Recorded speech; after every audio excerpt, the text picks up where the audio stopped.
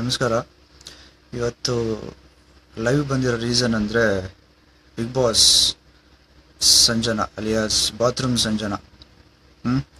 Bathroom Sanjana ಅಂತಲೇ ಕರೆಯೋಕ್ಕೆ ಇಷ್ಟಪಡ್ತೀನಿ. ಯಾಕಂದರೆ ಬಾಸ್ ಬಗ್ಗೆ ಮಾತಾಡಿದ್ದಾರೆ, ಬಿಲ್ಡಪ್ ಅಂತ. ಯಾವುದೇ ಒಂದು ಮೂವಿ ಸ್ನೇಹಿತರೆ, ಬಿಲ್ಡಪ್ ಇಲ್ದಲೆ ಯಾವ ಮೂವೀಸ್ನೂ ನಡೆಯಲ್ಲ, ಆಯಿತಾ? ಒಂದು ಪಬ್ಲಿಕ್ಕಾಗಿ ಒಂದು ಚಾನಲಲ್ಲಿ ಕೂತ್ಕೊಂಡು ಬಾಸ್ ಬಗ್ಗೆ ಮಾತಾಡ್ತಾಳೆ. ಮೊನ್ನೆನೇ ಲೈವ್ ಬರಬೇಕಾಗಿತ್ತು, ಬಟ್ ಆಗಲಿಲ್ಲ ಕಾರಣಾಂತರಗಳಿಂದ.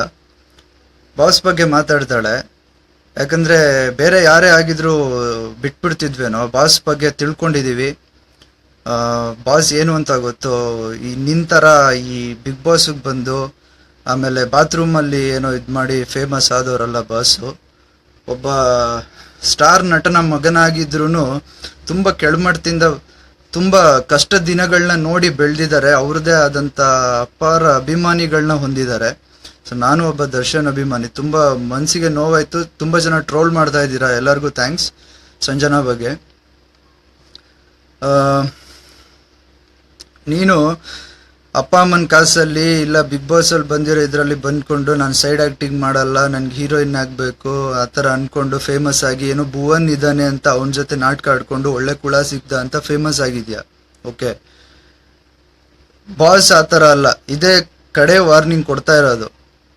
ಯಾವ ರೀತಿ ಪಬ್ಲಿಕ್ಕಲ್ಲಿ ಕೂತ್ಕೊಂಡು ಬಾಸ್ ಬಗ್ಗೆ ಮಾತಾಡಿದ್ಯಾ, ಅದೇ ಥರ ಪಬ್ಲಿಕ್ಕಾಗಿ ಬಾಸ್ ಹತ್ರ ಕ್ಷಮೆ ಕೇಳಬೇಕು. ಇದು ಒಬ್ಬ ಬಾಸ್ ಅಭಿಮಾನಿಯಾಗಿ ಕೊಡ್ತಾ ಇರೋ ವಾರ್ನಿಂಗು.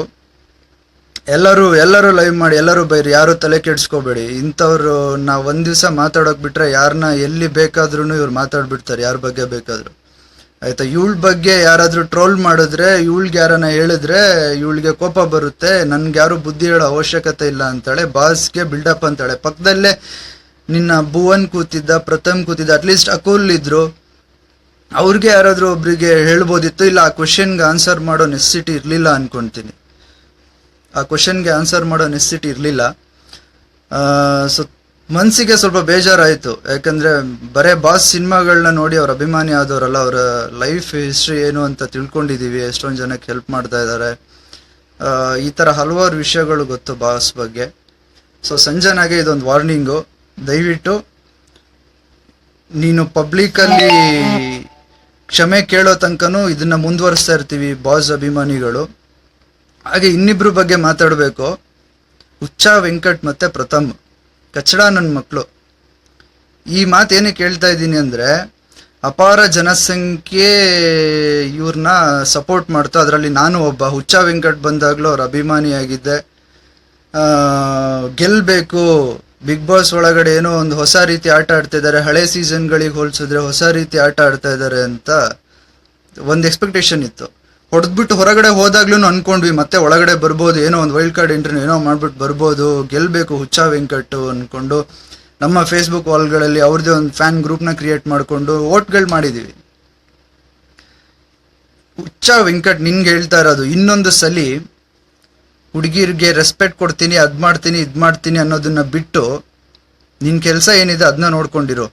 ಇದನ್ನ ಏನಕ್ಕೆ ಹೇಳ್ತಾ ಇದ್ದೀನಿ ಅಂದರೆ, ನಿನಗೆ ಅಷ್ಟು ಹೆಣ್ಣು ಮಕ್ಕಳ ಬಗ್ಗೆ ಕಾಳಜಿ ಇದ್ದಿದ್ರೆ ಮೊನ್ನೆ ನಿನ್ನ ಸೂಪರ್ ಜೋಡಿ ನಿನ್ನ ಜೊತೆ ಒಬ್ರು ಪಾರ್ಟ್ನರ್ ಇದ್ರು.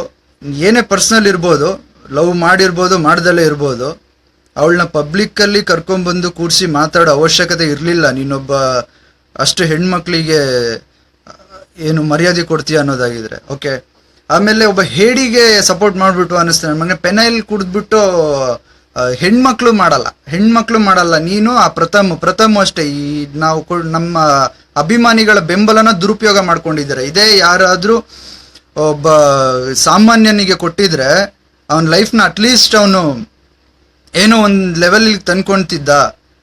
ನಿಮ್ಮ ಥರ ಬೀದಿಗೆ ಬಂದು ನಾನು ಪೆನಲ್ ಕುಡ್ದೆ, ನನ್ಗೆ ಅವಳು ಬೇಕು, ಇವಳು ಬೇಕು, ಸಂಜನಾ ಬೇಕು ಅಂತ ಪ್ರಥಮು. ನನ್ನ ಮಗನೇ, ನಿನಗೆ ಕೆಪಾಸಿಟಿ ಇದ್ರೆ ನಿನ್ನ ಕಡೆ ಬರೋಂಗೆ ಮಾಡ್ಕೊ. ಅದನ್ನ ಬಿಟ್ಟು ನಿನ್ನ ಮಜಾ ಟಾಕೀಸಲ್ಲಿ ನೋಡಿದೆ, ಈ ಹಲವಾರು ಕಡೆ ನೋಡಿದ್ದೀನಿ. ಭುವನ್ನು, ಸಂಜನಾ ಅಣ್ಣ ತಂಗಿ, ಅದೆಲ್ಲ ನಿನಗೆ ಬೇಡದೇ ಇರೋ ವಿಚಾರ. ಏನಕ್ಕೆ ಹೇಳ್ತಾ ಇದೀವಿ ಅಂದರೆ, ನನ್ನ ಮಗನೇ, ನೀನು ಗೆದ್ದಿರೋದಲ್ಲ, ಜನ ಗೆಲ್ಸಿರೋದು. ಓಟ್ ಹಾಕಿದೀವಿ ನಾವು. ಮೊನ್ನೆ ನ್ಯೂಸಲ್ಲಿ ನೋಡಿದೆ, ಅವತ್ತೇ ಮಾಡಬೇಕು ಅಂದ್ಕೊಂಡೆ, ಕಾರಣಾಂತರಗಳಿಂದ ಬರೋಕ್ಕಾಗಿಲ್ಲ, ಆಯ್ತಾ? ಪ್ರಥಮ್ಗೂ ಹೇಳ್ತಾ ಇರೋದು ಇಷ್ಟೇನೆ, ನಿನ್ನನ್ನು ಗೆಲ್ಸಿರೋದು ನಾವು, ಗೊತ್ತಾಯ್ತಾ? ನೆಕ್ಸ್ಟ್ ಸಲ ನೀವ್ ಈ ತರ ಮಾಡೋದ್ರಿಂದ ನನ್ನ ಮಕ್ಳ ನೀವ್ಯಾರೋ ಒಂದಿಬ್ರು ಕಚಡ ಆಟ ಆಡ್ಬಿಟ್ಟು ಈ ತರ ಮಾಡೋದ್ರಿಂದ ನೆಕ್ಸ್ಟ್ ಬರೋ ಟ್ಯಾಲೆಂಟ್ಗಳಿಗೆ ಜನ ಏನ್ ಅನ್ಕೊಂತಾರೆ, ಇವನು ಹುಚ್ಚ ವೆಂಕಟ್ ತರ, ಇವನು ಪ್ರಥಮ್ ತರ ಅನ್ಕೊಂತಾರೆ ನನ್ನ ಮಕ್ಳ ನಿಮ್ಮಿಂದ. ಆಯ್ತಾ? ಪ್ರಥಮ್ಗೂ ಇಷ್ಟೇ ಹೇಳ್ತಾ ಇರೋದು, ನೀನೇನೋ ಬಿಗ್ ಬಾಸ್ ವಿನ್ ಆಗ್ಬಿಟ್ರೆ ಅದನ್ನ ಕೊಡ್ತೀನಿ ಇದನ್ನ ಕೊಡ್ತೀನಿ ಅಂದ್ರೆ ಸೈಕ್ ಆಗ್ಬಿಟ್ಟಿದ್ಯಾ ನೀನು ಅಷ್ಟೇ. ನೀನು ಹುಡುಗಿಗಿಂತನೂ ಇಲ್ಲ ನೀನು. ನನ್ನ ಮಗನೇ ವಿಷ ಇದು ಏನೋ ಟ್ಯಾಬ್ಲೆಟ್ ತಗೊಂಡೆ, ಪೆನ್ನಾಯಿಲ್ ಕುಡ್ದೆ. ನನ್ನ ಮಕ್ಳ ಇದೇ ಲಾಸ್ಟ್. ಸಾಮಾಜಿಕವಾಗಿ ನಿಮ್ಗೊಂದು ಒಳ್ಳೆ ಲೈಫ್ ಕೊಟ್ಟಿದೀವಿ. ಜನ ಯಾರು ನಿನ್ನ ಮೂಸ್ ನೋಡ್ತಾ ಇರ್ಲಿಲ್ಲ. ಹುಚ್ಚ ವೆಂಕಟ್ಗೂ ಅಷ್ಟೇ, ಪ್ರಥಮ್ಗೂ ಅಷ್ಟೇ. ಜನ ಮೂಸಿನೂ ನೋಡ್ತಾ ಇರ್ಲಿಲ್ಲ. ಹುಚ್ಚ ವೆಂಕಟ್ಗೆ ನನ್ನ ಸಿನಿಮಾಗಳು ನೋಡಿ ಅಂತ ಕೂಗಾಡ್ತೀಯ. ಒಳ್ಳೆ ಸಿನಿಮಾ ಮಾಡು, ನೋಡ್ತೀವಿ, ಸಪೋರ್ಟ್ ಮಾಡ್ತೀವಿ, ಬೇಕಾದ್ರೆ ಬಂದು ಪೋಸ್ಟರ್ಗಳು ಹಂಚಿಸ್ತೀವಿ. ಆಯ್ತಾ? ನಾವು ಬೆಳಿಬೇಕು, ಕನ್ನಡ ಸಿನಿಮಾ ಬೆಳಿಬೇಕು ಅನ್ನೋದು ನಮಗೂ ಇದೆ. ಇದೇ ಲಾಸ್ಟ್. ಪ್ರಥಮ್ ನಿಮಗೆ ಅನ್ನೋದನ್ನ ನೀನು ಉಳಿಸ್ಕೊಂಡಿಲ್ಲ. ಪ್ರಥಮ್ ನಿನಗೆ ಒಂದೊಳ್ಳೆ ಲೈಫ್ ಸಿಕ್ಕಿದೆ. ಅದನ್ನ ಚೆನ್ನಾಗಿ ಮುಂದುವರ್ಸ್ಕೊಂಡು ಹೋಗೋದ್ ಕಲಿ. ನಿನ್ ಕೈಲಾದಷ್ಟು ಸಹಾಯ ಮಾಡು. ಕೋಟಿ ಕನ್ನಡಿಗರು ನಿನಗೆ ಓಟ್ ಹಾಕಿದ್ದಾರೆ, ಅದರಲ್ಲಿ ನಾವು ಒಬ್ರು. ಆಯ್ತಾ? ಆಮೇಲೆ ಹುಚ್ಚ ವೆಂಕಟನು ಅಷ್ಟೇ, ನಿನ್ಗೂ ಅದೇ ಹೇಳ್ತಾ ಇರೋದು. ದಯವಿಟ್ಟು ಇನ್ಮೇಲೆ ನನ್ಗೆ ಅವಳು ಬೇಕು ಇವಳು ಬೇಕು, ರಮ್ಯಾನ ಮದ್ವೆ ಅದೇ, ಅವಳನ್ನ ಮದ್ವೆ ಅದೇ, ಇವಳನ್ನ ಮದ್ವೆ ಅದೇ ಅಂತ ಬಂದು ಕೂತ್ಕೊಳ್ಳೋದು ಬಿಟ್ಬಿಡು. ನೆಕ್ಸ್ಟ್ ನೀನ್ ಏನೇ ಮಾಡಿದ್ರು ನೋಡಲ್ಲ ನಾವು. ನಮ್ಗೆ ಅನ್ಸ್ಬಿಟ್ಟಿದೆ ಪ್ರಥಮ್ ಅಷ್ಟೇ, ನಿನ್ ಮೂವಿನೂ ನಾವು ನೋಡ್ಲೇಬಾರ್ದು ಅನ್ಕೋಬಿಟ್ಟಿದೀವಿ. ಆ ತರ ಆಗೋಗಿದೆ ನೀನ್ ನಮ್ ಕಣ್ಣಲ್ಲಿ.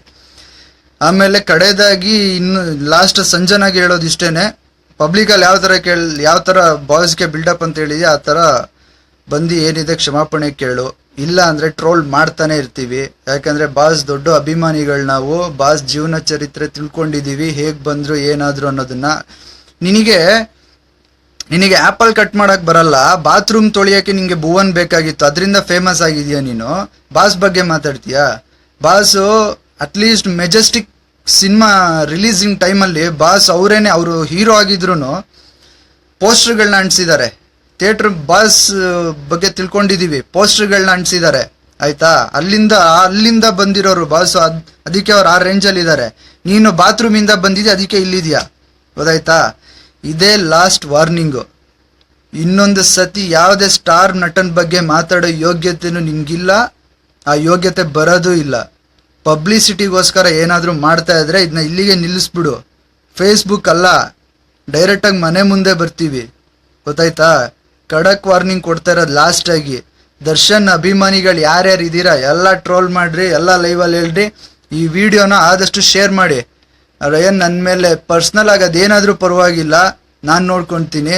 ಅವ್ರಿಗೆ ತಲುಪಬೇಕಿದು, ಅಲ್ಲಿ ತನಕ ಶೇರ್ ಮಾಡಿ. ಸೊ ಯಾರಾದರೂ ಅಷ್ಟೇ, ಸಂಜನಾಗೆ ಅಂತಲ್ಲ, ಇನ್ಯಾರೇ ಆದರೂ ಬಾಸ್ ಬಗ್ಗೆ ಆಗಲಿ, ಯಾವ ನಟರ ಬಗ್ಗೆ ಆಗಲಿ ಅಷ್ಟೇ. ಮೊನ್ನೆ ಯಾವನೋ ಯಶ್ ಬಾಸ್ ಬಗ್ಗೆ ಬಂದು ಟಿವಿಲಿ ಇದು ಮಾಡ್ತಿದ್ದ, ಸಂಬಂಧ ಇಲ್ದಿರೋ ವಿಷಯನ ತಗೊಂಬಂದು. ಯಶ್, ಗಣೇಶ್ ಸರು ಇವರೆಲ್ಲ ತುಂಬಾ ಕಷ್ಟಪಟ್ಟು ಮೇಲ್ ಬಂದಿರೋದು. ಹೊಟ್ಟೆ ಹುರ್ಕೋಬೇಡಿ. ಸಾಧ್ಯ ಆದ್ರೆ ನೀವು ಬೆಳೀರಿ. ಸಂಜನಾ, ನೀನ್ ಫೇಮಸ್ ಆಗ್ಬೇಕು ಅನ್ನೋ ಒಂದು ಇದಿದ್ರೆ ಬೇರೆ ತರ ಆಗು. ಇಲ್ಲ ನಿನ್ ನಟನೆಯಲ್ಲಿ ತೋರ್ಸು, ಇಲ್ಲ 4 ಜನ ಬಡವರಿಗೆ ಸಹಾಯ ಮಾಡು.